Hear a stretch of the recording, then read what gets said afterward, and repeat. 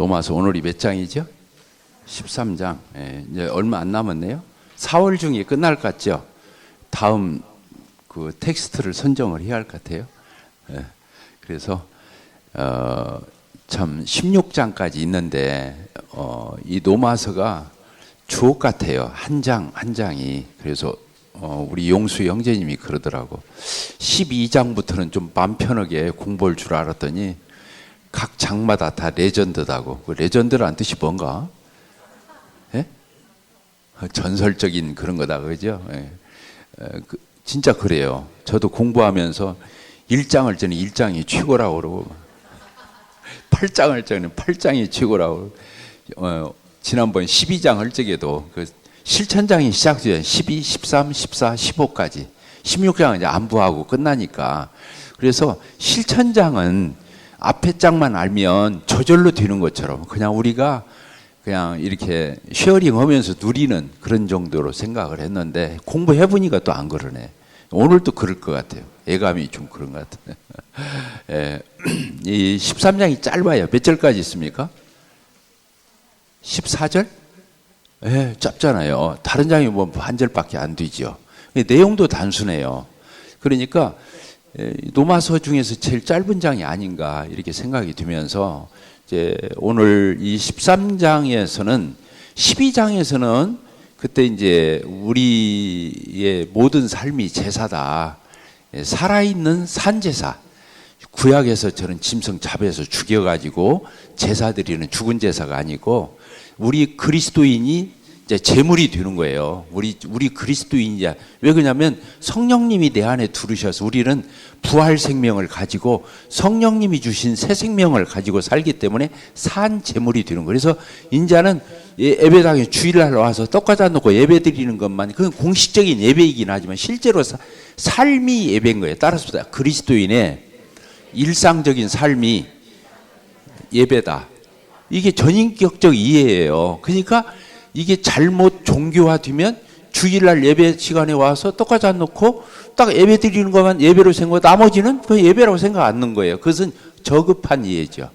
근데 전인격적이면서 신약 성경이 가르치는 바는 뭐가 예배냐?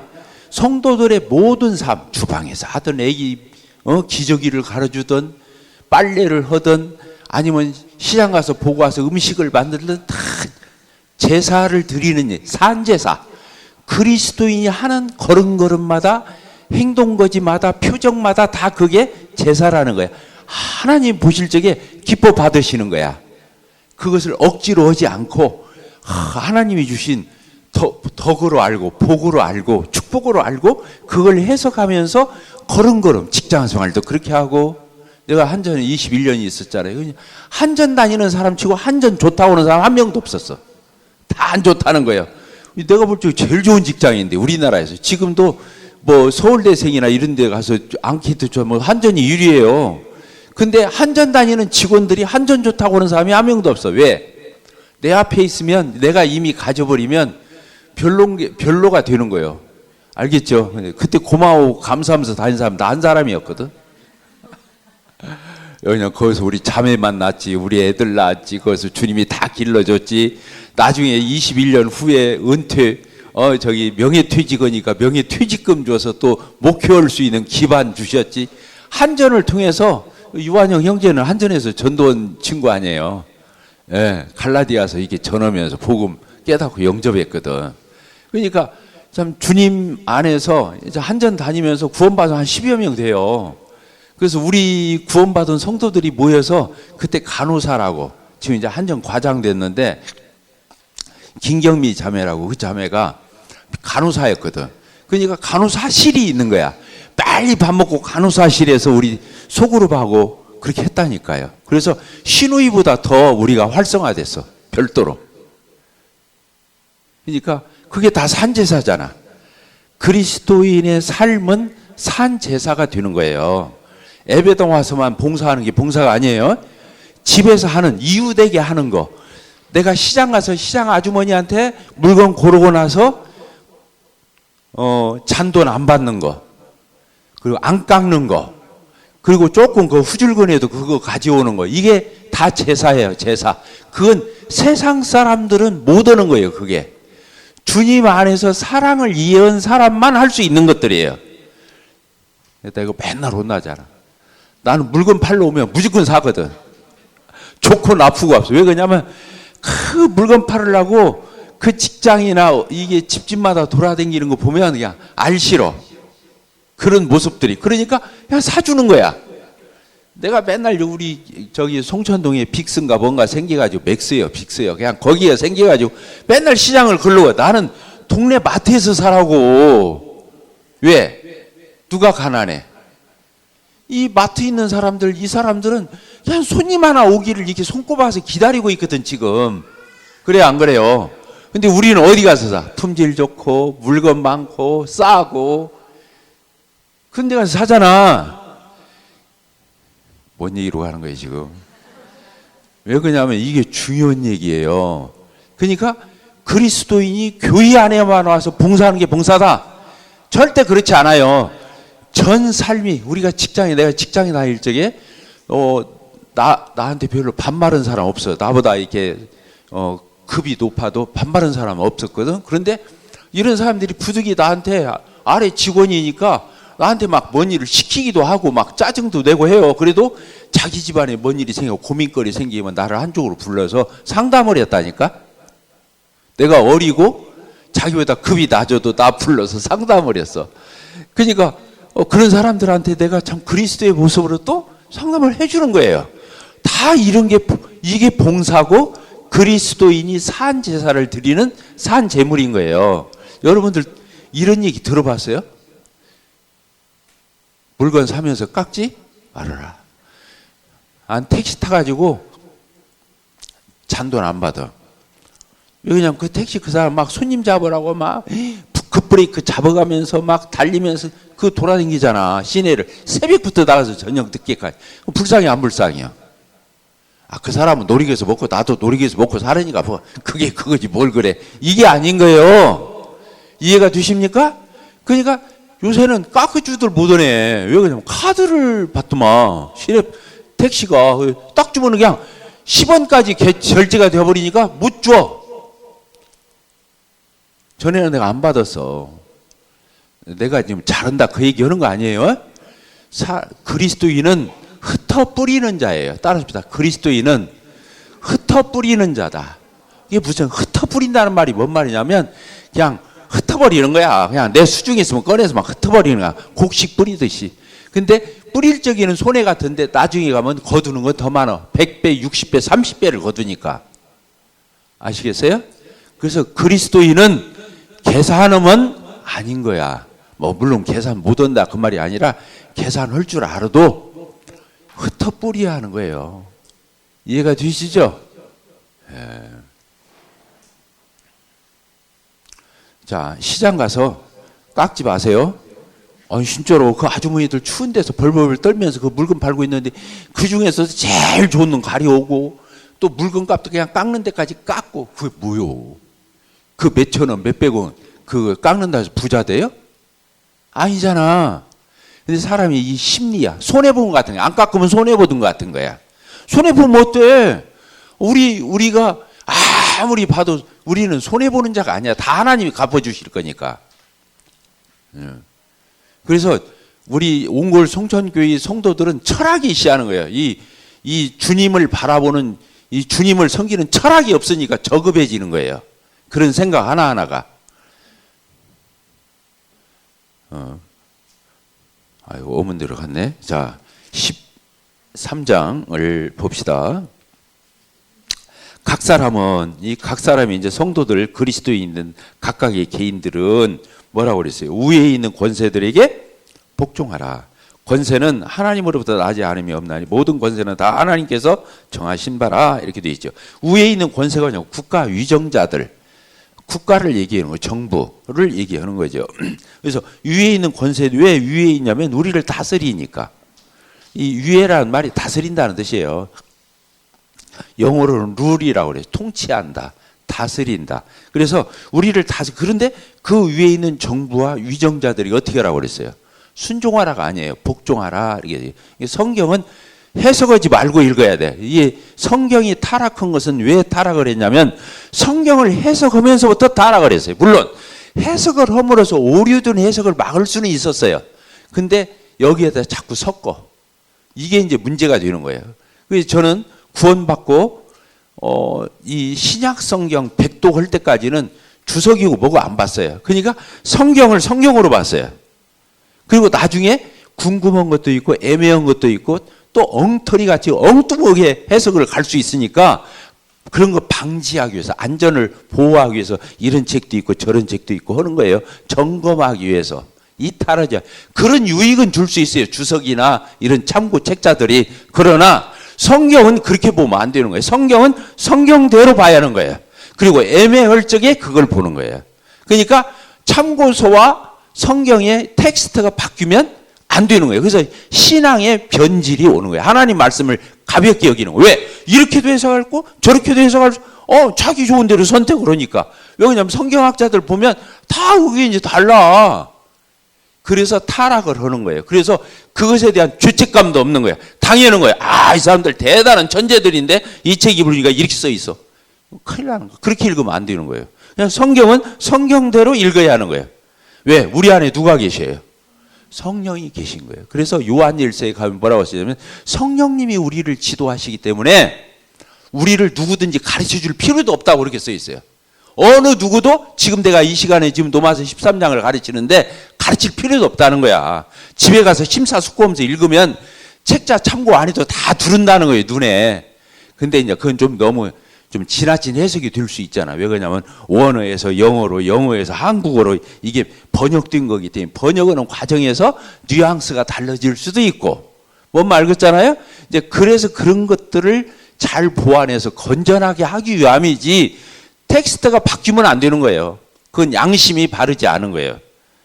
그 사람이 폭넓어서 수용성이 좋은 사람이 아니고 양심이 안 바른 거예요. 하나님 말씀은 하나님 말씀대로 아멘, 아멘, 아멘 하면서 읽어야 크리스찬인 거예요.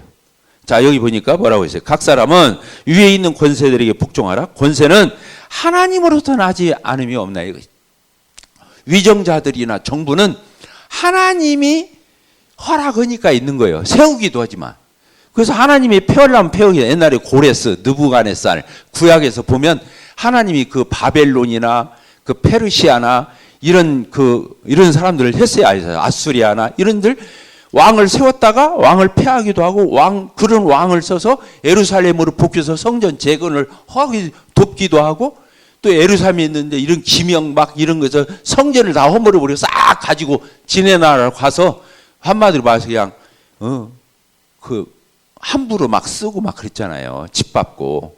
그러니까 이방인이라 할지라도 이방 세계를 할지라도 저기 미국 트럼프 또 모든 나라의 위정자들은 다 누가 세운 거예요? 하나님이 세운 거예요. 중국은 모르겠어. 중국은 국기에다가 용을 막 날라다니는 용을 그리는 거 보면 그 얼마나 노골적이야. 용이 뭐요? 에팸, 용.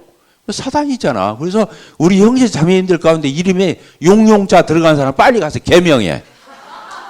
나는 그냥 왜 그 이름을 그대로 쓰고 있는가 모르겠어. 아무리 부모가 못 모르고 용자 늦었다 하더라도 하용수는 아니겠지?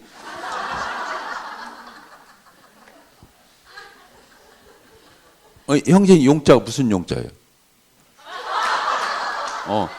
저 내일 가서 빨리 아니면 용자를 내용이 있다는 용자로 바꾸든가.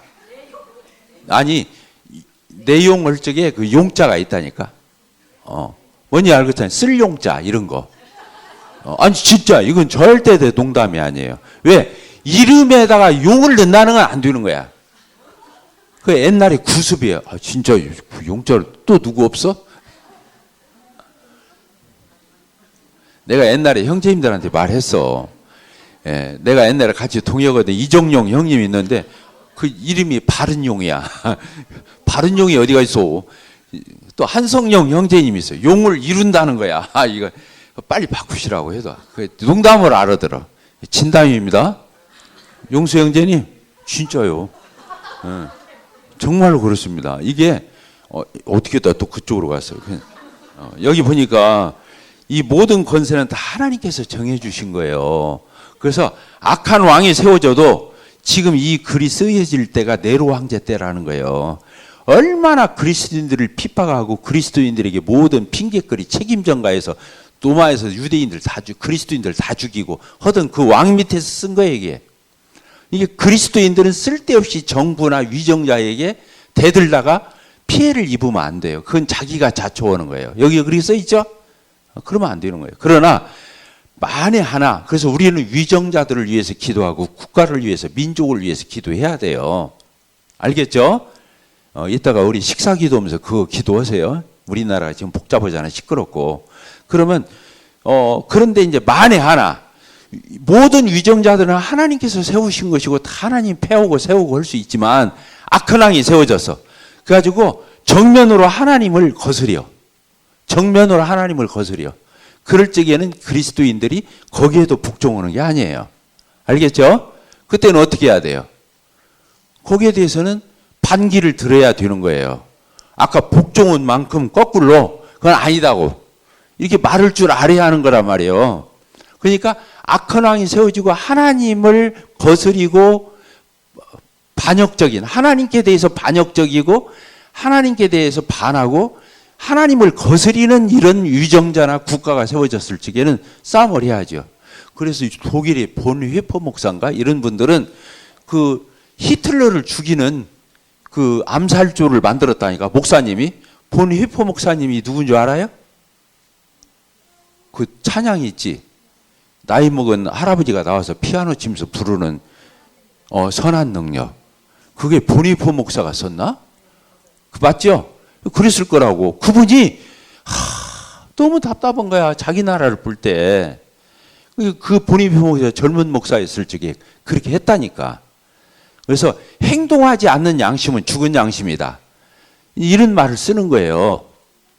자, 그래서 우리 옹골 성천교회는 교회 안에서 할 수 있으면 정치에게 앉는 게 우리 룰이야. 안 가르쳤는지 다 그렇게 하더라고. 왜 그러냐면 여기에서 다 다를 수 있어. 윤석열 대통령을 막 적극 지지하는 사람이 있는가 하면 우리 가운데서 그냥 윤석열이라고 하면 그냥 그게 강아지 이름 막 붙여가지고 막 아유 나는 그냥 듣기도 민망할 정도로 하는 사람이 있어. 동네 북이야 그냥. 이제 그런데 그런 거 조심해야 돼. 어쨌든 그리스도인은 언행에 있어서 조심해야 돼. 언행에 있어서 조심하면서도 얼마든지 우리는 아니다라고 말할 수 있어요. 왜? 아까 원수 갚는 것도 내가 갚을 거니까 너는 원수 갚지 마 그랬잖아. 악역을 하나님이 하시는 거예요. 우리는 선해야 되는 거예요. 그러니까 아무리 악한 사람을 봐도 말을 함부로 악하게 하면 안 되는 거예요. 나는 그러면 향기를 잃는 거예요. 그러니까 저런 막 나쁜 놈 막 그냥 뭐라고 해야 돼? 총살시켜서 죽일 놈 막 이렇게 하고 싶어도 그렇게 말하면 안 되는 거예요. 그리스도인 잔인하게 막 그럼 뭐라고 말해야 돼? 저 사람은 진짜 나빠. 막 이렇게 말을 해야지. 우리 그리스도인이 막 싸납게 말하면 안 되는 거야. 큰일 나는 거예요. 이거 온순히 하는 거예요. 오직은 예수님이 나는 마음이 온유하고 겸손하니. 그렇게 표현. 그래서 나의 명예를 메고 내게 배워라. 예수님하고 짝을 지어서 같은 명예를 메고 예수님에게 배워요. 그만큼 선한 향기가 나야 되는 거예요. 아무리 그게 정의를 얘기한다 할지라도 우리가 그렇게 하는 것은 그리스도인의 덕이 아니다. 아시겠죠? 예. 그래서 여기 보니까 2절에 그러므로 권세를 거스리는 사람은 하나님의 명을 거스리는 거다. 그러니까 쓸데없이 자꾸 반정부 데모 막 이렇게 하는 사람은 뭐래요? 거스리는 자들은 심판을 그런 사람은 심판을 자취하는 거예요. 그렇게 하지 말라는 거예요. 자, 그 다음에 3절 다스리는 자들은 선한 일에 대하여 두려움이 되지 않고 이 위정자들 통치자들은 그 사람이 선하게 양심껏 살면은 그 사람 가지고 자꾸 시비 안 해요. 이 위정자들이 통치자들이 하는 일이 뭐냐? 국가의 질서를 세우고 법을 세우고 그렇게 하는 거예요. 내가 권세를 두려워하지 아니하려느냐? 선을 행하라. 그리하면 그에게 칭찬을 받으라. 그래서 위정자들에게 크게 거스리지 않고 선하게 양심적으로 사는 사람 갖다가 위정자가 특별히 건들 필요가 없는 거예요. 그런데 쓸데없이 이 반항적인 사람들이 있어가지고 자꾸 그렇게 야성을 띠고 그렇게 하는 사람들은 심판을 자취하는 거다 그거예요. 야, 성경이 이런 것도 가르치잖아. 성경은 영적인 세계만 가르치는 줄 알았잖아요. 근데 위정자와 통치자와의 정부에 대한 태도도 가르치잖아요. 여기에는 상관도 들어갈 수 있어요. 그 옆에다 쓰세요. 상관. 자기 직장에 나가면 상관이 있어요, 없어요? 있잖아요. 윗사람들이 있어요. 내가 대리면 뭐 위에 차장, 뭐 부장도 있고 사장도 있고 뭐 본부장도 있고 다 내 윗사람에 대한 태도도 여기에 들어갈 수 있는 거예요. 왜? 나한테 지시하잖아요. 그래서 4절 그는 그 통치자는 하나님의 사역자가 되어 이게 되어 있잖아요. 자기는 하나님도 모르고 왜 왕이 되고 왜 대통령이 된지도 몰라요. 그는 하나님의 사역자가 되어 네게 선을 베푸는 자니라. 그래서 자기가 무정부보다 낫다는 거예요. 악한 정부가 따라서 악한 정부가 무정부보다 낫다. 악한 정부는 악한 짓 하다 끝나. 근데 무정부는 한도 끝 없이 엄한 짓을 해. 그러니까 완전히 지리멸렬하고 완전히 해체가 되는 거야. 그러니까 무정부는 제일 무서운 게 무정부인 거예요. 정부가 없어. 그래서 저기 어디예요? 이라크 그쪽에 있는 크메르죽인가? 있죠.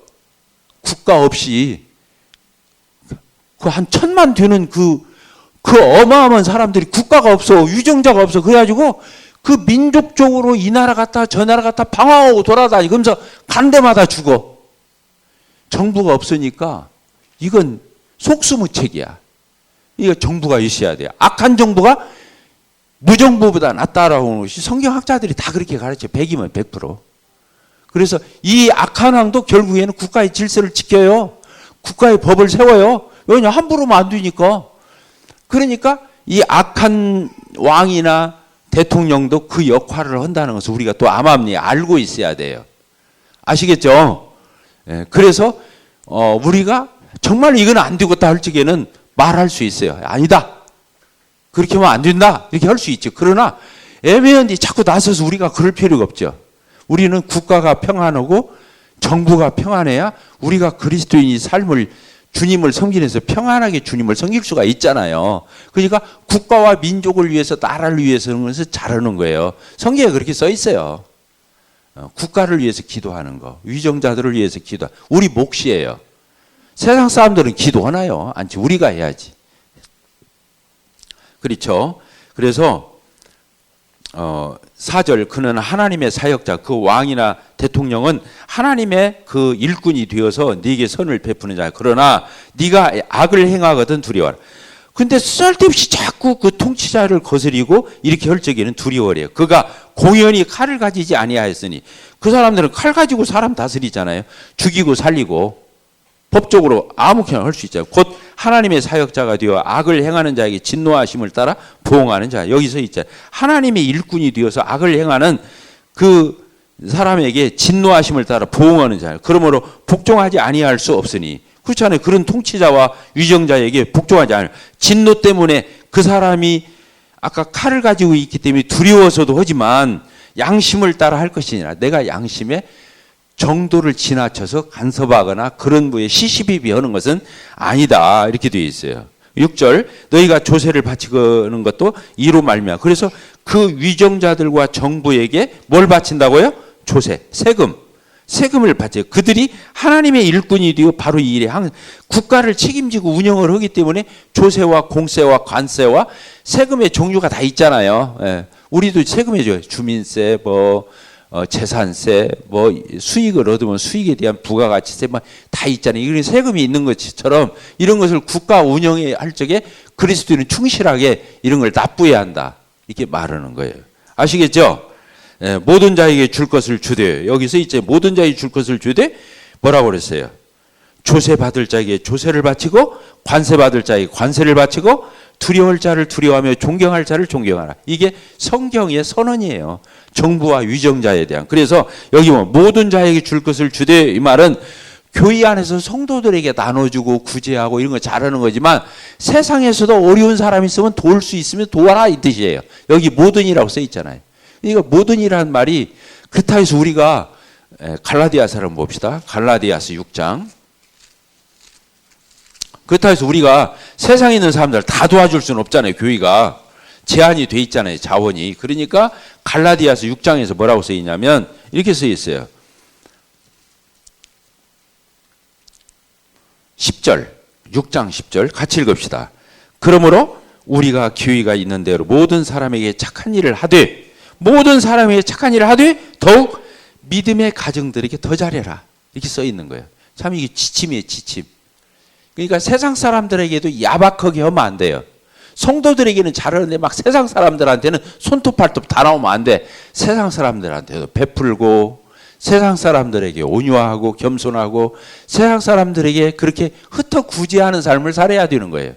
세상 사람들한테도. 그러면서 성도들에게는 와서 더 잘하는 거야. 세상 사람들에게는 함부로 해놓고 교회 와서는 막 성도 사랑 많은 것처럼 하는 것도 위선이야. 자, 이해가 됐습니까? 안 됐습니까? 말똥말똥 쳐다보기만 하지 대답을 안 하니까. 자, 이해가 됐습니까? 예. 그래서 그리스도인이 쫌뽀가 되면 안 돼. 따릅시다. 그리스도인이 쫌뽀가 되면 안 된다. 우리만 쓰는 단어예요. 예. 진짜 그래요. 내 마음이 넉넉해야 돼요. 내 마음이 부요해야 돼요. 그래서 그거 아끼고 안 아낀다고 그래서 망하는 게 아니에요. 내가 우리 집 가훈이 그거에서 먹어서는 안 망한다. 잘 먹어라. 그래서 윤기 있고 마음이 배가 부르고 그러면 마음이 여유로워지고 우리 어머니가 그래. 그 어려운 살림에도 우리 어머니는 밥을 줄 적에 지혜롭지. 그때 제일 싼 거. 막 꼴뚜기 나올 때는 꼴뚜기.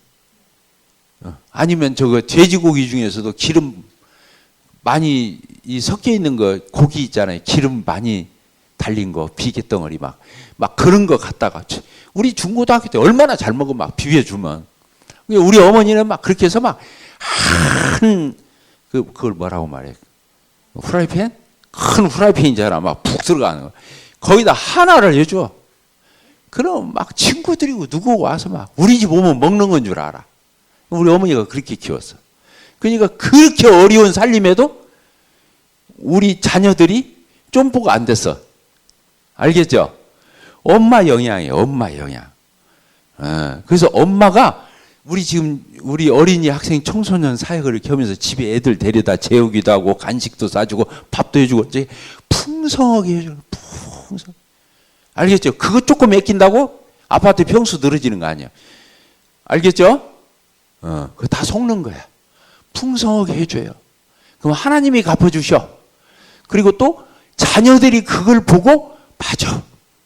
우리가 다른 사람한테 계산해가지고 조금 더 손해 안 보고 그만큼 해주려고 하는 거. 신용 떨면 안 돼. 모양 떨면 안 돼. 애들 다 알아. 그리고 애들이 그걸 배워. 밖으로는 하는 척 하면서 속으로는 다 아껴. 그러니까 힘이 없어. 모양으로 하는 것은 힘이 없는 거예요. 진정은 이 마음에서 우러나서 능력이 나와야 하는 거예요. 그래서 경건은 능력에 있는 거지 모양에 있는 게 아니에요. 알겠죠? 이게 목표서신에 써 있는 거야. 그래서 성도들이 누구를 위해서가 아니라 나 위해서 그렇게 살면 안 되는 거예요. 어려운 사람일수록 더 베풀어 줘야 하는 거예요. 이제 우리 교회 자매님들 내일부터 시장 보고 오늘 저녁 때부터 시장 볼 적에 알겠죠? 이상해. 틀림없이 깎을 줄 알고 더 붙여서 말을 했는데 안 깎고 가네. 그 사람 뻥치는 거예요. 그래 안 그래? 그 사람 장사 하루 이틀 하는 게 아닌데 내가 1,500원이요 하면 1,200원이라도 1,500원이면 틀림없이 300원 깎을 줄 알고 1,500원이라고 했던 거야. 근데 1,500원 그냥 그 사람 말 믿고 1,500원에 사오는 거야.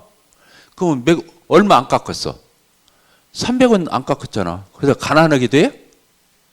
그게 아니다 그거예요. 아시겠죠? 그러면서 여러분이 하나님의 자녀인 하나님의 사랑을 얼만큼 받았는가? 그리스도인은 넘쳐나야 하는 거예요. 따르십시다. 넘쳐야 한다. 그래요. 꾀지지으면 안 되는 거예요. 꾀지지으면 안 되는 거예요. 그리스도인은 넘쳐서 흘러 넘치는 걸로 주의하는 거예요. 흘러 넘치는 거. 그래서 하나님이 함께 하심을 경험해 봐야 돼. 그러면 하나님이 갚아주셔. 그 사람이 나한테 갚아주는 게 아니야. 하나님이 그걸 지켜보고 계셔. 갚아주셔. 하나님을 경험해야 하잖아요. 내가 그렇게 살아도 부자 되는 걸 여러분들이 경험해 봐야 돼. 예. 반찬값 깎지 마라. 택시값 깎지 마라. 이걸 가르치는 교회가 어디가 있겠어. 그렇지만 여러분이 신사숙녀가 되려면, 진정한 그리스도인으로서 신사숙녀가 되려면 이런 세계까지 볼 줄 알아야 돼. 하나님은 태초에 하나님이 천지가 세상이잖아. 세상을 만드셨잖아. 하나님이 세상을 이처럼 사랑하사. 뭘 사랑했다고요? 세상. 세상이 우리만 얘기하는 거예요? 세상이 우리 그리스도인만 얘기하는 거예요? 아니요. 저 세상에 있는 사람들 하나님이 다 사랑하시는 거예요. 근데 우리는 자녀니까 더 사랑해. 그 사람들 안 사랑하는 게 아니에요. 중요하죠? 로마서 다시 들어가도록 하겠습니다. 로마서 13장. 그래서 8절부터 이제 이렇게 보게 되면, 피차 사랑의 빛 위에는 아무에게든지 아무 빛도 지지 말라, 이렇게 돼 있어요. 아까 한 가지 빠뜨리고 왔는데, 지금 우리나라 윤석열 대통령을 놓고 기독교 안에서도 막 뭐가 오라, 나도 모르겠어. 근데 나는 그래요. 그 윤석열 대통령이나 김건희나 이런 사람들이 첫째 이 무당에게, 그리고 이 우상에게 완전히 먹힌 사람들이야. 그래 안 그래요? 지금 이 헌법재판소도 그런 말이 있어. 3월만 넘겨달라. 4월 뒤면 풀린다. 자기네들 패가. 그래서 지금 오늘이 4월 1일이야. 그래 우리 금방 판결 내릴 줄 알았잖아요. 그 사람들은 맨날 꼽는 게 날짜야. 언제 풀리고 언제 뭐 삼재가 끼고 뭐시어주고 막 그런 거야. 근데 이 사람들이 청와대 가보니까, 청와대가 아니에요. 지금은 용산 그 한남동 사저를 가보면 그냥 우상단지라는 거야. 우리 할머니가 내가 알아서 알아. 우리 할머니는 집에도 벽장에다가 그 끝깔모자, 그 불상 이런 걸 다 해놓고 맨날 아침마다 목욕하고 가서 내가 빌고 저러는 걸 나는 보고 자랐거든. 극성을 떠는 거야. 말도 못해요, 그 사람. 근데 우리나라를 지금 그렇게 하고 있잖아. 그래서 전국에 있는 뭐 5대 절에다가 6대 절이야, 5대 절. 거기다가 한날 한시 똑같은 땡그면 그 시간에 제사를 지내고 있는 거야. 무당 구슬을 하는 거야. 지금 우리나라가 그러고 있어. 그러니까 한마디로 하세요. 미안하게 하는데 악질이야. 왜 그러냐면 그 윤석열 대통령 인상 봐봐. 미안해 이런 말 하는 건 아닌데 그냥 저기 사법고시 패스해가지고 검사 돼가지고 평생 그렇게 살다가 대통령 됐잖아. 사람 무서울 줄 모르는 거야. 지금도 이 얼굴이나 이 인상 이런 거 봐봐요. 얼마나 싸나운가. 그러면 안 되는 거예요. 미안해요. 미안한데 어쨌든 그래서 지금 우리 기독교인도 나가서 막 촛불을 해. 난 잘한다고 생각해요. 근데 또 한쪽에서는 또 기독교가 앞장서 가지고 막 윤석열 대통령 구세주가 됐어. 구현해야 한다 막. 금식기도해야 한다. 윤석열 대통령을 저기 정광훈 목사 그 사랑의 교회 저기 부산에 있는 무슨 교회? 예? 세계로 교회 그 있잖아 소년부 목사 뭐 이런 사람들이 앞장서 가지고 막 떼거리로 가서 그러고들 있네 기독교가. 이거 양쪽에서 그러니 이걸 어떻게 해야 돼? 그래서 우리나라가 위기인 건 틀림없어요. 똑같은 한 나라에 한 시간에 똑같이 사는데 극과 극의 견해를 가지고 있는 거예요. 나는 누가 옳다가 아니야. 이것은 문제가 있다는 거예요. 그럼 하나님 우리나라를 다룰 수가 있어요. 이 녀석들 봐. 이 녀석들 봐. 이거 아니네. 하나님 우리 다루면 어떻게 할 거야? 예? 얹이고 교회에 우리나라에 저 옛날부터 변란이 나고 외국에서 쳐들어와서 막 이렇게 할 적에는 국가의 국론이 분열됐을 적에 그런 일들이 있었다니까. 임진왜란이 됐든 병자호란이 됐든 다 그랬다니까. 지금 꼭 그보다 더한 현상을 가지고 오나. 왜? 지금은 온라인이 돼가지고 저 3분 일어나면 지금 여기서 알아. 10분 후에. 그러니까 전국에 있는 모든 것들이 다 네트워크가 연결돼가지고 이러지 저러지도 못해. 우리가 정신 차려야 돼요. 알겠죠? 교회에서는 정치 얘기하지 맙시다. 우선. 알겠죠?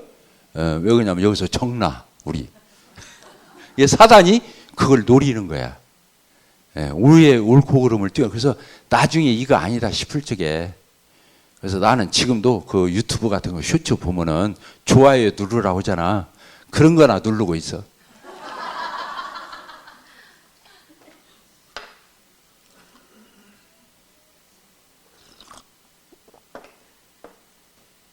자, 13장 8절. 피차 사랑의 빛 위에는 아무에게든지 아무 빛도 지지 말라. 이렇게 돼 있죠? 이 말은 두 가지 의미가 있어요. 모든 사람에게 사랑을 베풀어라, 이 뜻이 있어요. 모든 사람에게 사랑을 베풀어라. 피차 사랑의 빛 위에는 아무에게든지, 이게 첫째는 아무 빛도 지지 말라, 이 뜻이 있고, 아무 빛, 이게 빚지고 살지 말라. 내 신조이기도 해요. 빚지고 안 사는 거. 그럼 왜 그러냐면 빚지면은 노예가 돼요. 정신적인 노예. 그리고 마음이 편할 날이 없어. 눌리니까. 근데 오늘날은 빚을 안 질 수가 없어. 왜? 아파트 구입하려면 안고 들어가. 그래, 안 그래요? 안 그러면 다 여기 빚 없이 샀구나. 그러니까 지금은 자동적으로 빚을 지는 시대예요. 그걸 얘기하는 건 아니에요. 근데 그것도 없으면 좋죠. 근데 이제 우리가 공과금 같은 거 한 달 쓰고 되잖아요. 그거 다 빚이거든. 예. 그래서 자기 분수를 넘어서 돈을 쓰면 안 돼요. 따라서 봅시다. 자기 분수를 넘어서 돈을 쓰면 안 된다. 아, 한 달에 100만 원 버는데 200만 원 쓰면 어떡해요. 그냥 100만 원을 맞춰서 살아야지. 그래요, 안 그래요? 그 남이 누가 와서 갚아주는 것도 아니고. 그래서 이런 것들을 우리가 알고 살아야 돼. 분수껏 해야 돼. 근검 전략하면서 또 쓸데없는 걸 자꾸 사면 안 돼.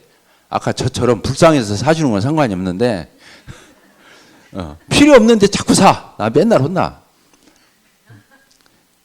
그리고 또 아까 말한 대로 여기 어느 사람한테 빚지지 마라. 또 한 가지는 누구에게든지 사랑을 베풀어라, 그 뜻이에요. 사랑의 빛 위에는 지지 말라고 했으니까 사랑의 빛은 지라는 거예요. 그 사람에게 빚지게 할 수 있고 나도 빚질 수 있는 거야. 사랑을 받으면 내가 빚진 거고, 저 사람이 베풀었으면 저 사람이 사랑의 빚을 진 거예요. 알겠죠? 알겠어요? 모르겠어요? 이게 성경 66권의 핵심이라고 봐도 과언이 아니에요. 사랑의 빛 위에는 아무 빛도 없죠. 그 끝절이 뭐라고 되어 있어요? 사랑하는 자는 율법을 다 이루어요. 율법이 얼마나 두꺼워요. 모세오경이, 창세기, 출애굽기, 레위기, 민수기, 신명기 5권이 모세오경이에요. 모세를 통해서 줬거든요. 그러니까 이 구약에 있는 이 39권 구약 성경, 이게 율법이 한마디로 딱 표현하면 율법이에요. 근데 율법이 말하는 게 뭐예요?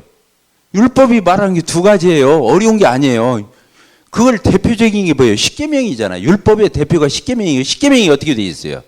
하나님 사랑, 이웃 사랑이에요. 1에서 4계명까지는 하나님 사랑.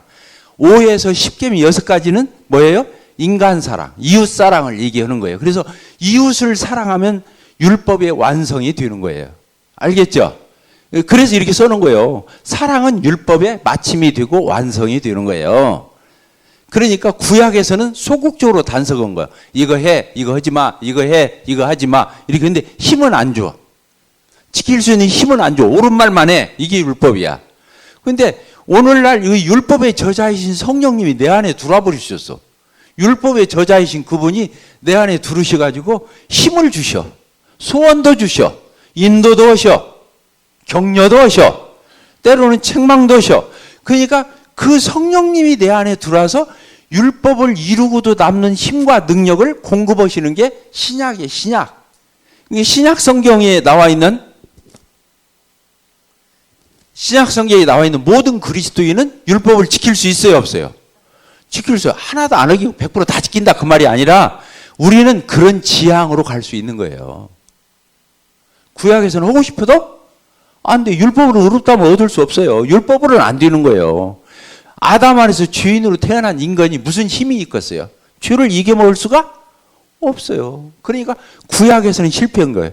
근데 이스라엘 백성들이 왜 의롭다함을 얻지 못한 거예요? 율법의 행위로 하나님 앞에 의롭다함을 얻으려고 했기 때문에 걸릴 돌에 걸린 거예요. 잘하면 되겠지, 한 거잖아요. 근데 하나님 앞에서 그렇게 될 수 있는 사람은 없어요. 의인은 뭘로 사는 거예요? 믿음으로 그렇게 되는 거예요. 또 믿음으로 의인 된 의인은 뭘로 살아야 돼요? 믿음으로 의롭다함을 얻고 믿음으로 또 사는 거예요. 믿음으로 의롭다함을 얻고 믿음으로 사는 거라고요. 그때 말했죠. 이신칭의 의인 신활. 이게 기독교야. 그러니까 여기서 이제 말하는 것이 뭐냐면 그리스도인이 그리스도의 사랑을 펼쳐가면 율법 가지고 따질 게 없어. 그래서 자, 저를 보세요. 기독교에 오류가 일어난 거야. 여러분들 생각해 봅시다. 우리가 살인해야 돼요? 안 해야 돼요? 간음해야 돼요? 안 해야 돼요? 도둑질 해야 돼요? 안 해야 돼요? 탐심 가져야 돼요? 안 가져야 돼요? 안 되잖아요. 그럼 구약의 율법을 십계명을 지켜야겠구나. 이렇게 생각한 사람들이 나타났어요. 그게 청교도들이 주로 그런 경향을 냈어요. 그러니까 뭘 지켜야 한다? 율법은 세 가지로 되어 있다는 거예요. 첫째는 도덕윤리적인 거. 아까 말은 금방. 그 다음에 두 번째 제사적인 거. 세 번째가 뭐예요? 절기 뭐 이런 건가? 이렇게 세 가지 중에서 도덕윤리적인 것은 지금도 유효하다 이렇게 가르쳐 놨어. 엊그저께 우리 모임에 어떤 형제님이 설교를 하는 걸 내가 들어봤더니 그렇게 가르치고 있어. 저희 때 들어보니까. 말이 맞잖아요. 아까 부모한테 효도해야 돼요? 안 해야 돼요? 살인하면 안 되고 간음하면 안 되고 도둑질하면 안 되고 또 이웃의 것을 탐내면 안 돼요. 그렇다 해서 구약의 율법을 지키라는 게 아니에요. 근데 그렇게 가르쳤다니까. 그래서 이것이 전통이 돼가지고 십계명을 맨 앞에다 실어놓고 주기도문을 뒤에다 실어놓은 거예요. 이게 성경책에다가. 근데 우리는 십계명을 지켜야 돼요? 안 지켜야 돼요? 율법을 지켜야 돼요? 안 지켜야 돼요? 어렵죠? 지킨다고 가르치면 큰일 나는 거예요. 그러면 신약이 올 필요가 없어요. 구약을 지킬 필요가 있어요? 없어요? 구약에 지금 짐승 잡아서 제사 드릴 거예요? 절기 다 지킬 거예요? 아니잖아요. 이 도덕 윤리적인 것도 마찬가지인 거예요. 지키면 안 되는 거예요. 근데 어떻게 해야 하는 거예요? 뛰어넘어야 하는 거예요. 알겠죠? 뛰어넘어야 하는 거예요. 신약은 지키는 데 끝나는 게 아니라 성령으로 말미암아 내가 구원의 은혜, 예수 그리스도를 통한 구속의 근거에서 성령님의 도우심으로 율법을 뛰어넘어야 하는 거예요. 그게 완성이에요. 그래서 지금 예수님이 십자가에서 다 이루었기 때문에 우리가 제사 드릴 필요가 없죠. 예수님을 그냥 믿으면 끝나지 내가 짐승 잡아서 그렇게 제사 드릴 필요가 없잖아요. 절기 지킬 필요가 없잖아요. 아까 도덕윤리적인 것도 지킬 필요가 없는 거예요. 그런데 어긴다는 뜻이 아니라 더 이루어가야 하는 거예요. 살인하는 정도로 안 끝나. 나 살인 안 했어. 만나는 사람마다 나 살인 안 했어. 자랑할 거예요? 다른 사람 미워도 않고 시기도 않고 다른 증오도 않고 용서하고 이 지점까지 가야 하는 걸 얘기하는 거예요. 넘어선다는 말이 이때 가능하지 않는다. 이것은 여자를 보고도 자기 아내 말고는 그런 음란한 생각을 안 해야 하는 거예요. 알겠죠? 바람만 피는 걸 얘기하는 게 아니라 또 탐내는 거, 욕심 안 부리는 거부터 시작하는 거예요. 욕심 안 부리는 것부터 시작하는 거예요. 그래야 도둑질 않지. 남을 해하면 안 돼요. 남을 해치면 안 되잖아요. 남에게 손에 끼치면 안 되잖아요. 여기까지 가야 하는 거예요. 나 탐 안 냈어. 도둑질 안 했어. 나는 대단해. 이러라는 게 아니에요. 그러니까 신약의 사랑은 예수 그리스도로 말미암는 이 도덕과 윤리는 구약을 뛰어넘는 거예요. 능가하는 거예요. 11조도 그런 거예요. 지금 11조 여러분들이 하잖아요. 최하가 11조인 거예요. 성도들이 하는 신약 성도들이 하는 헌금 중에서 최하가 11조인 거예요. 왜? 구약에서도 10의 3조를 했다는 거예요. 성경을 연구해 보면. 그런데 공개적으로 알려있기는 11조니까 10의 1이라고 하자고. 11조 드리는 것은 최하 드리게 내가 11조 생활했다. 대단하다. 이렇게 생각하면 안 되는 거예요. 근데 여러분들이 아이들 데려다가 또 먹이고 입히고 재우고 또 교회에서 어떤 일이 있으면 순번 따라서 간식도 내놓기도 하고 우리 그 차 픽업이 필요하다면 가서 막 픽업도 도와주고 막 이렇게 함으로써 어떻게 하는 거예요? 11조 이상의 헌금을 하는 것 같잖아요. 아, 그래요, 안 그래요? 이해가 되죠? 예. 그러니까 성도들은 이 물질에 대해서 자유의지 못하면 끝나는 거예요. 왜 그러냐면 제일 현실적인 게 물질이기 때문에. 그래서 다른 것은 추상화할 수가 있잖아요. 그런데 돈은 추상화 못 하는 거예요. 현금은 현금인 거예요. 세상에서 최고 위력이 있는 것은 현금이거든. 그래요, 안 그래요? 돈도 못 믿으면 저 현찰을 금 가지고 다녀. 돈이 힘이 없을 때는 금을 사가지고 금 가지고 그러면 최고야. 금 덩어리니까. 그래서 금 시세가 올라갈 적에는 조심해야 하는 거예요. 별얘기 다 하는데 이해가 되죠? 그래서 그리스도인은 이렇게 그래서 사랑은 율법의 뭐라고요?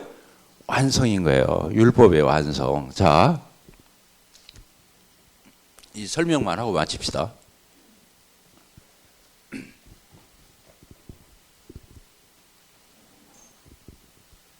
왜 목도리를 했나 하고 답답해 할 수 있는데 환자니까 이해해 주세요.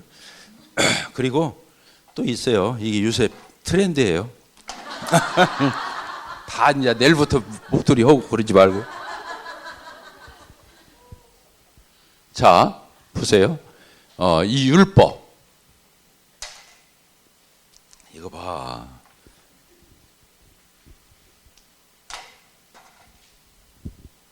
자, 율법. 율법이 이게 뭘 가리킨다고 했죠? 십계명. 율법을 요약해 놓으면 십계명이잖아요. 근데 율법을 둘로 묶으면 뭐예요? 이게 사랑이에요. 율법이 사랑인 거예요. 근데 많은 사람들이 율법을 단속 이렇게 이해하는 거예요. 단속하는 걸로. 안 그래요. 사랑을 최소 사랑선을 가르쳐주는 기준. 그러니까 율법이 사랑인데 첫째가 뭐예요? 하나님 사랑. 따르십시다. 하나님 사랑. 1에서 몇 계명? 4계명. 1에서 4계명까지가 하나님 사랑. 그 다음에 이웃 사랑. 다른 우리 인간들끼리 이웃을 뭐냐면 사람과 사람 사이의 간격을 인간이라고 그래요. 사람과 사람 사이의 간격, 관계를 얘기하는 거잖아요. 이웃 사랑이에요.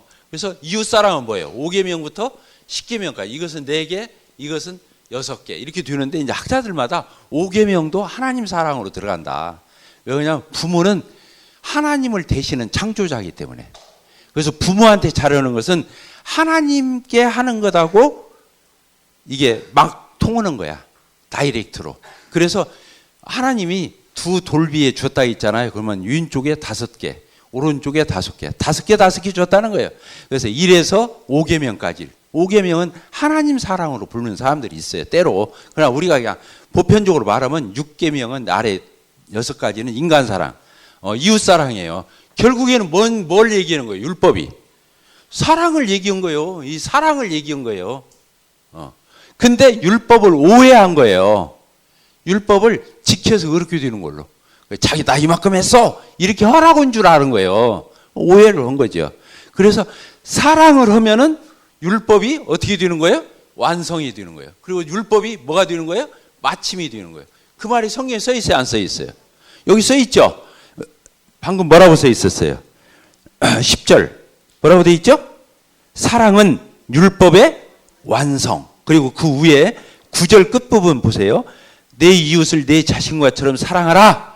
그 한마디에 다 들어가 있다. 사랑이라는 말. 이해가 되죠? 그리고 8절 끝에 뭐라고 돼요? 사랑하는 자는 율법을 다 이루었느냐. 지금 3번 나오네? 그러죠? 사랑하는 사람은 율법을 이걸 지키고 안 지키고 지키고 안 지키고 그럴 필요가 없다는 거예요. 율법을 다 이루기 때문에. 또 사랑하라 하신 그 말씀 가운데 다 들어있다는 거예요. 10절이 뭐라고 해서 사랑은 율법의 완성이다. 자, 이해가 되셨죠? 대답들을 해요. 굉장히 중요한 신학적 주제야. 그래서 첫째, 아까도 얘기했죠. 신약 시대에 와서 율법을 지켜야 하는가 안 지켜야 하는가? 계명을 지켜야 하는가 안 지켜야 하는가? 지켜야 돼요 안 지켜야 돼요? 안 지켜야 되는 거예요. 근데 어떻게 하면 지켜지는 거예요? 사랑함으로 지키는 거예요. 알겠죠? 또 이제 가서 구약에 그 십계명 지킬 필요 없대. 온 걸 송천교회 갔더니 나 새롭게 배웠어. 이제 그러면 우리 교회 이단 되는 거예요. 이해를 잘해야 돼. 이 테이프를 보여줘야지.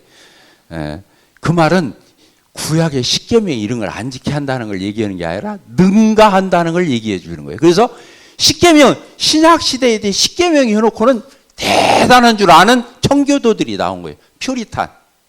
자기들이 제일 깨끗해. 퓨리티. 퓨어가 뭐예요? 순결하다, 깨끗하다, 청결하다. 퓨리탄이라고 그랬어, 그 사람을. 청교도들을. 그 사람들이 자녀들을 어떻게 가르쳤어요? 십계명부터 외우게 한 거야. 그래서 십계명 지켜. 그래놓고는 나중에 복음은 싹 잊어먹고 십계명 지키면 다 된 줄 알았어. 그러니까 다시 율법주의로 가버린 거예요. 복음을 잊어먹고. 자, 이해가 됐어요? 그러니까 신약 성도도 십계명을 다 지켜야 한다, 안 지켜야 한다? 안 지킨다. 그러나 능가해서 지킨다, 안 지킨다는 의미는 안 지켜도 돼 이 얘기가 아니라 능가하게 지킨다 이 뜻인 거예요. 그럼 구약하고 신약하고 똑같게 지키는 수준으로 간다면 또 한 가지. 아니, 안 지킨다고 하니까, 이제 우리는 거리낌이 없어. 예수님이 다 했어. 신약은 자유야. 진리를 알지니 진리가 너희를 자유케 한다고 했잖아. 우리가 뭐 잘못할 줄 다 알고 구원했잖아. 과거, 현재, 미래의 죄까지 다 해결해 놨잖아. 이게 마음대로 살아도 돼. 우리 편하게. 이걸 뭐라 하냐면 방종주의라고 그래요. 따라합시다. 방종주의. 이것을 무율법주의라고 그래요. 따라합시다. 무율법주의. 이건 그냥 구약만 두면 돼. 알겠어요? 모르겠어요? 무율법. 율법조차도 무시하는 거야. 근데 아까는 첫 번째는 어디로 돌아간다고 했어요? 율법주의로 다시 돌아간 거예요. 그게 갈라디안주의예요. 신약에서 다시 방종주의로 가면 이건 더 나쁜 거예요. 율법주의보다. 그래서 기독교의 적은 율법주의도 적이고 방종주의도 적인 거예요. 알겠죠? 그래서 성경에서는 꼭 앞에다가 거룩이라는 말을 붙이면 시험에 안 들어요. 따라서 거룩. 그러니까 사랑하면은 거룩한 사랑. 내키면 하고 안 내키면 않고 이런 게 아니라 거룩한 사랑. 은혜. 거룩한 은혜. 공짜야. 교회 가서 아무것도 안 해도 돼. 조금 자기 구색 맞추듯이 해놓고 다 한 것처럼 척하지 마. 알겠어요? 그러면 돼야 안 돼요? 안 되는 거예요. 신약은 성령님이 내 안에 들어와 있는 거예요. 하나님이 내 심보까지 다 들여다보고 계셔. 성도들 속이는 거 그런 저런 것은 통할란가 몰라도 내 안에 계신 성령님 어떻게 속여. 그러니까 성도가 더 양심적이 안 될 수가 없는 거예요.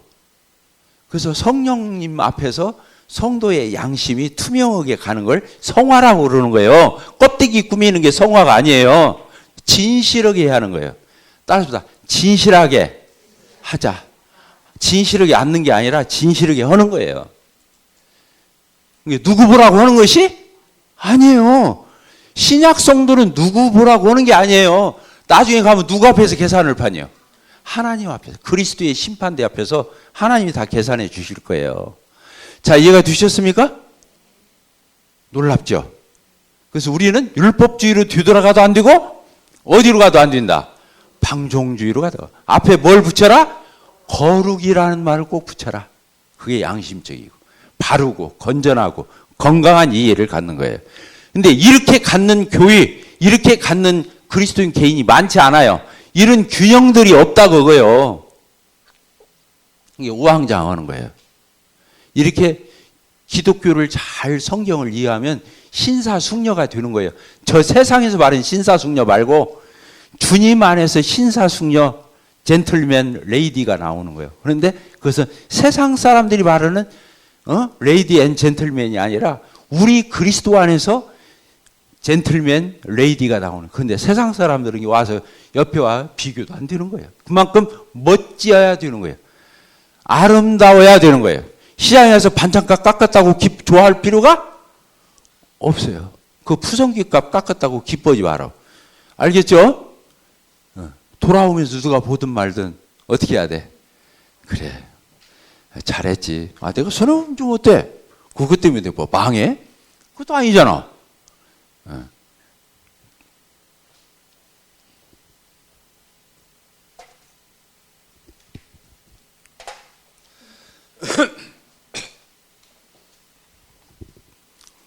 그래서 오늘 참 중요한 걸 많이 배우죠. 구약의 율법의 완성, 이렇게 받침이 된다 이런 거죠. 11절 또한 너희가 이 시기를, 이제 이게 종말론적인 걸 얘기하는 거예요. 이제 너희가 이 시기를, 이 시대를 알거니와 자다가 깰 때가 되었다. 지금까지 신앙적으로 잠잤다면 벌떡 깨라는 거예요. 벌써 되었으니 이는 이제 우리의 구원이 처음 믿을 때보다 가까웠습니다. 그렇죠? 예수님이 다시 오실 날이 가까워져 가잖아요. 하루하루. 그러면서 뭐라고 그러죠? 밤이 깊고 낮이 가까웠으니. 그렇죠? 종말이 뭐예요? 한없이 깊은 밤을 얘기하는 거예요. 주님의 오심이 가까울수록 찰흙같이 암흑이 되는 거예요. 그래서 지금은 예의와 염치가 사라진 시대, 양심이 사라진 시대, 부끄러움이 사라진 시대예요. 그래요, 안 그래요? 대놓고 얘기해요. 네가 창녀라도 괜찮아. 너 이쁘잖아. 얼짱이고 몸짱이잖아. 내가 데리고 살을게. 나는 이쁜 사람이 좋거든. 이렇게 대놓고 말하는 시대예요. 처녀들도 남자 볼 적에 그러는 거예요. 내가 일찍 태어나기 잘했어. 나 같은 사람을 누가 구제해 주겠어. 이 시대 같으면 대놓고 말할 건데. 정영문 자매님 정식으로 고맙다는 얘기를. 그렇잖아. 이 성일이 형제나 저기 정명환 형제 이런 사람들만 팔리지. 누가 팔리냐 그거야.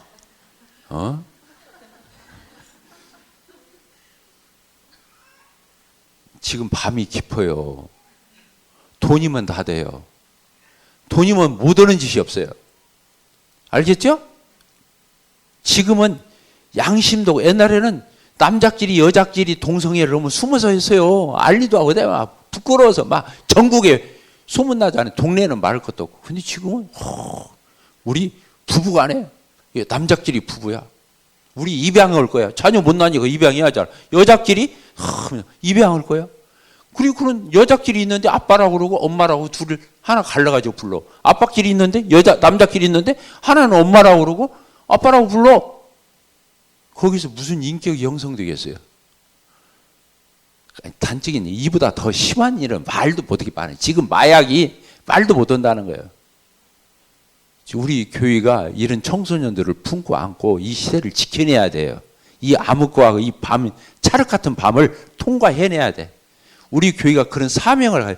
지금 우리 교회에 오는 애들 다 방황하는 집 애들 아니에요? 부잣집 애들 한 명이나 있어요? 다 어렵고 힘든 애들 오잖아요. 방황하는 애들. 우리 교회 와서 내가 어떤 때는 막 쩔릴 때가 있어요. 지네들이 더 당당해요. 우리 교회 와서 막 나를 다 걸음걸이도 시원찮은데 막 나 치고 막 가고 막 인사도 안 해요. 누구세요? 어이가 없어. 근데 야 이런 교회가 싹수 있는 교회잖아. 지네 교회야. 우리가 이 시대를 이런 아이들을 보듬고 갈 적에 우리 교회를 하나님이 얼마나 사랑스러운 눈으로 보시겠어요. 그러죠? 아멘이죠? 설립자매님? 맞아요? 네.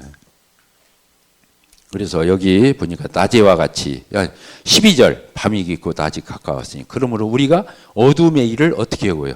벗고 빛의 갑옷을 입자. 어둠의 것은 벗어버리고 빛의 갑옷을 입자. 그 다음 절 똑같아요. 낮에와 같이 어떻게 하고? 낮이 빛이 있잖아요. 단정히 행하고 방탕하거나 술, 이것은 저녁에 일어나는 일이죠. 방탕, 술 취함, 음란, 호색, 다툼, 시기. 술 먹으면 맨날 싸우잖아. 그래서 14절 읽고 마칩시다. 시작. 오직 주 예수 그리스도로 옷 입고 정욕을 위하여 육신의 일을 도모하지 말라. 이게 이제 13장을 마무리하면서 예수님 뭐고 연합됐잖아. 예수님이 네 머리고 너는 몸이고 가지 지체잖아. 예수님이 네 머리야. 네가 잘못하면 얼굴이 창피해져. 옛날에 그래 안 그래? 자식들이 엉뚱한 짓 하고 다니면 누구 얼굴에 먹칠하는 거예요? 부모 얼굴에. 똑같아. 지금 그리스도인이 그리스도인답지 못하게 살면 누가 부끄러워? 예수님이 부끄러운 거야. 알겠죠? 그게 옷 입는다는 의미가 연합됐다 이런 뜻이에요. 로마서 6장 1절에 써 있었잖아요. 예수님 죽을 때 같이 죽어서 옛날 사람은 없어졌고 예수님 부활을 새 생명으로 부활해서 부활된 거듭난 새로운 피조물로 우리가 지금 서 있는 거잖아요. 그렇죠? 빛의 갑옷을. 여기서 너희는 이미 빛이야. 빛의 자녀야. 이미 네가 빛으로 연합됐어. 그러니까 빛의 이런 삶을 살아야 돼. 알겠죠? 이렇게 살아서 옷 입는다는 뜻이 아니라. 아멘? 예. 자, 로마서 8장 또 빨리 봅시다. 로마서 8장 3절 뭐라고 되어 있어요? 율법이 육신으로 말미암아 연약하여 할 수 없는. 그렇죠. 율법은 다 옳아요. 거룩하고 선하고. 근데 우리 육신이 연약해서 할 수 없어요. 근데 그것을 하나님은 우리로 하여금 하게 해준다는 거예요. 어떻게 하죠? 예수님을 육신에 있는 모양으로 보내가지고 4절 시작. 육신을 따르지 않고 그 성령을 따라 행하는 우리에게 뭐가 이루어져요? 율법의 요구가 이루어지는 거예요. 율법의 요구가 뭐예요? 하나님 사랑, 이웃 사랑이 이루어진다는 거예요. 그래서 예수님을 믿는 믿음, 그리고 예수님의 보혈의 피, 예수님의 구속의 사랑은 율법을 능히 메꾸고 넘치게 지나가는 거다. 그래서 율법을 무너뜨리는 게 아니라 율법을 굳게 하고 율법을 세우는 거라는 거예요. 자, 이해가 되셨죠? 자, 우리 금방 공부한 13장 다시 봅시다. 13장 몇 절입니까? 8절, 9절, 10절이에요. 피차 사랑의 빛 위에는 아무 얘기든지 아무 빛도 지지 말라. 남을 사랑하는 사람은 율법을 다 이루었느니라. 간음하지 말라, 살인하지 도둑질하지 말라, 탐내지 말라 한 것 같이 그 위에 다른 계명이 있을지라도 뭐라고 그랬어요? 내 이웃을 내 자신과 같이 사랑하라 한 그 말씀 가운데 다 들어있는 거다 그거예요. 알겠죠? 그래서 사랑은 이웃에게 악을 행하지 않죠. 그러므로 사랑은 율법의 뭐다? 완성이다. 마침이다. 세운다. 굳게 이룬 이게 굉장히 건강하고 건전한 이해예요. 율법에 대한 시각이요. 복음을 무너뜨리거나 삭감하지 않고 그러면서도 율법에 대해서 충분히 우리가 이해할 수 있는 영역이죠. 이렇게 될 적에 균형 갖춘 건강한 신앙이 되는 거다. 아시겠죠? 예.